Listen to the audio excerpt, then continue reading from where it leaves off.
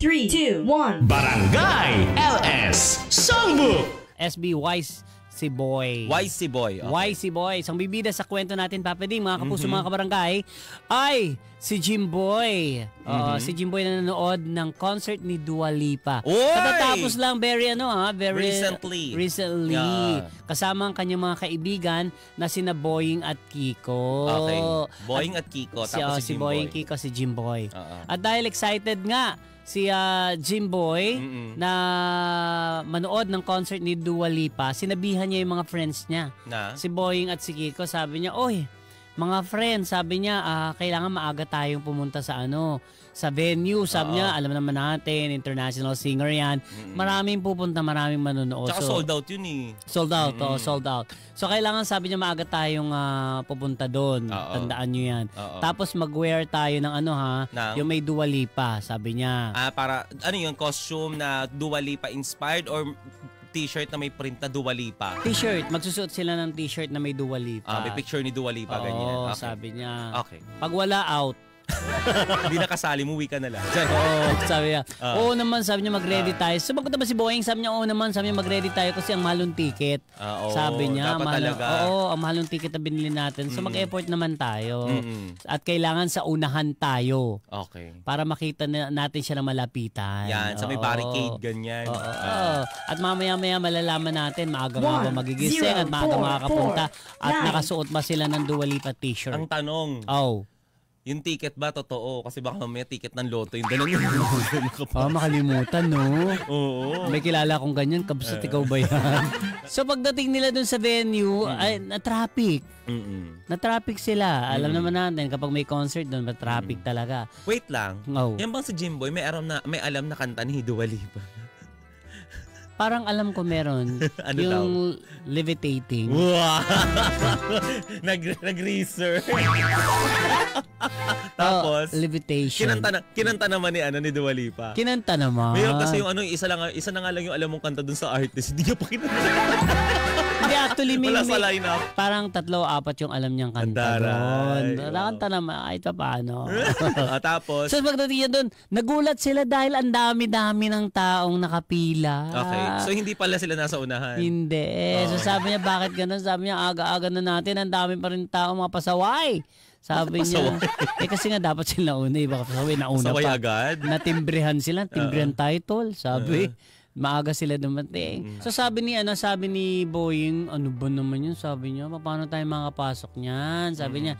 Tapos sabi ni Kiko, ano ba kayong dalawa? Kaysa naman, sabi niya, nagaganyan-ganyan kayo. Pumila na lang tayo. Tama, para umusad-usad na. Para umusad tayo kasi dami nang pumipila pa. Sabi niya, so pila sila. Inabot sila ng 5 oras. So 2, 3, 4, 5, 6, 7. Ano siya? Inabot sila ng oras. Sa oras na lang. Hulas na hulas. Oo.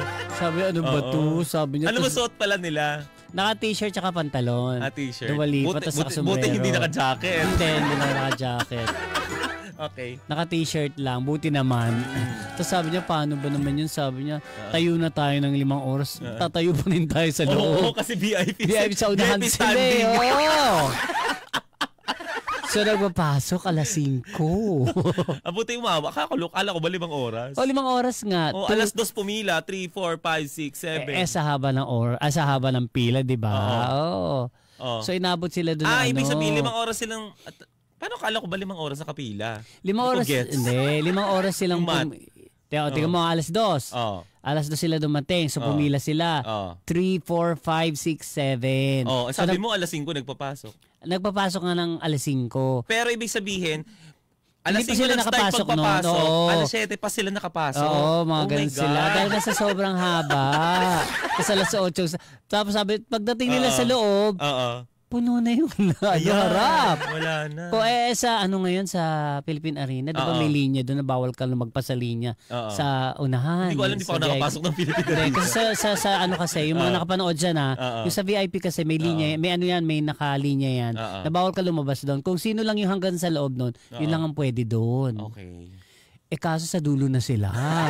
Konting kibot lang, malalaglag na sila. Malalaglag sa grand final. Malalaglag sa grand final. Top 20 lang. Sabi, ano ba naman yun? Sabi niya, ang mahal mo lang ticket natin. Nasa dulong-dulo pa rin tayo. Nasa dulo na kayo nakatayo pa. Oo.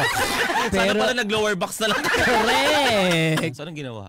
Di sabi niya, teka lang, apunta lang ako, kunyari may kilala ako dun sa, sabi, excuse, sabi niya, punta siya dun sa gitna. Pumunta sa gitna, huminga, pumikit. Jumutot. Nagpulasan yung mga tao. Nung jumutot, nawala yung mga tao. Sabi niya, lumuwag. Ay, pasok. Nasa unahan siya ngayon. Bongga. Ang galing. Matagal tayo. bago bumalik yung mga tao. May bago tayong tip. Yes. Para sa mga Totoo yan. Gusto niyo lumuwag ang pila? Ututan mo, be. Nakakaloka. Ay, totoo At po yan. the same time, nakakadiri. Hindi naman. Hindi. Nagkaroon sila ng chance. Kaya nga, nakakatawa at the same time nakakadiri. Pero lumayo siya dun sa fairy godmother. Para dun lang sila sa unahan. Baka umalis din yung fairy godmother. Lagot tayo. Patay siya, lagot siya. Barangay LS 97.1. 97.1. Number 1.